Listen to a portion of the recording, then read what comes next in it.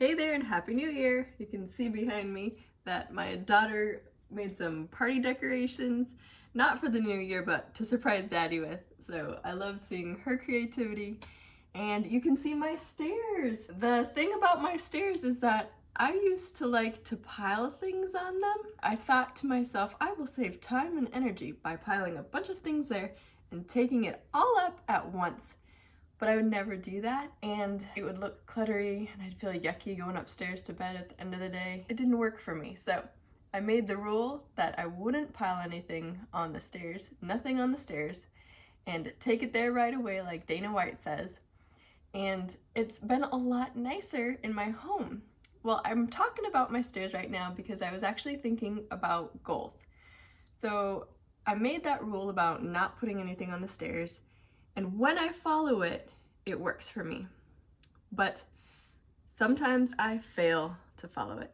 So I'm going to talk to you today about mindset about failure. And actually, I'm going to go ahead and sit down real quick because I took this kid on a walk and I'm pooped out. How about you all? Do you still have your Christmas tree up? I really like to turn the lights off at the end of the day when the kids are in bed and just have the Christmas tree lights shining. Just enjoy the glow. So I think I'm gonna leave it up through January. So that might not be minimalist, but it's happy and it does spark joy. Well, I wanted to share something that I didn't really catch on to until I got married at 22, and I would say that my husband approaches things a lot differently than me.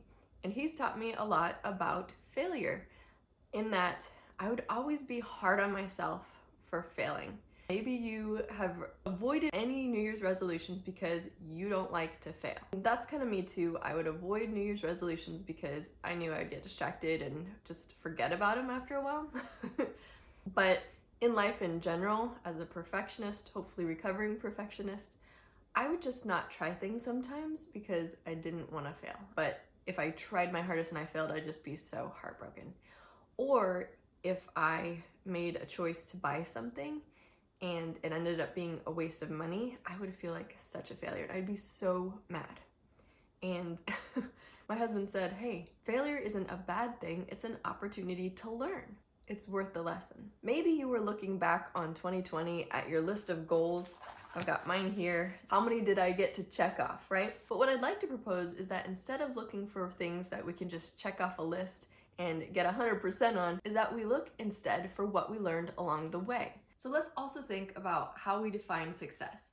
I really felt like the past few years, I was just no good at being a homemaker and being a stay-at-home mom. So I tried to learn from successful people. What do successful people do differently?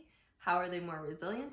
And one of the things that I learned is that they define success differently. And part of it is not just checking off goals, because while that's all good and fun, these entrepreneurs, Thomas Edison is a really famous one, they failed a lot. Sometimes these entrepreneurs' businesses have failed, but they learned from the hard things. So I'm going to try to define success in 2021 as how much I've learned and grown as an individual. So I hope that you can go easy on yourself.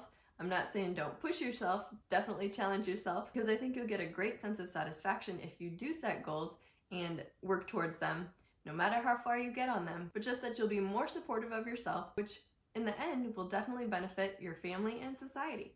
So I've got an example of maybe what some goals could be for someone. Walk a mile each day. That was my goal last year, and I kind of quit. Do 6 paintings in a year. That's my goal for this year. That would be really fun. I'd like to do that. Play piano Monday, Wednesday, Friday. That was my goal last year. I just realized that's not my priority with my time right now. I do help my kids practice their piano, but read a book per week. Whether or not I can do this throughout the year, I want to keep in mind the idea of what did I learn along the way. Instead of thinking I have to do 100%, I have to get this just right, let's think about what we can learn, even from our failures. Instead of beating ourselves up for what we feel like is failure, let's try to use my word of the year and be more flexible. What's the matter? Cody was having a dream or something, so I decided to go grab him and wake him up. You doing okay? Ooh, you need a mint. So I was thinking again about the idea of viewing ourselves as a friend and trying to treat ourselves that way. with the idea of goals in mind. If your friend sets a goal and doesn't make it, are you gonna rag them and beat them down with your words like, well, why can't you do anything? Why don't you ever finish what you start? Or why are you still procrastinating? You're not gonna, well, if you do, you're not a good friend, but you're not probably going to do that to your best friend, right? So that's something I'm gonna try to keep in mind for myself as I try to be flexible.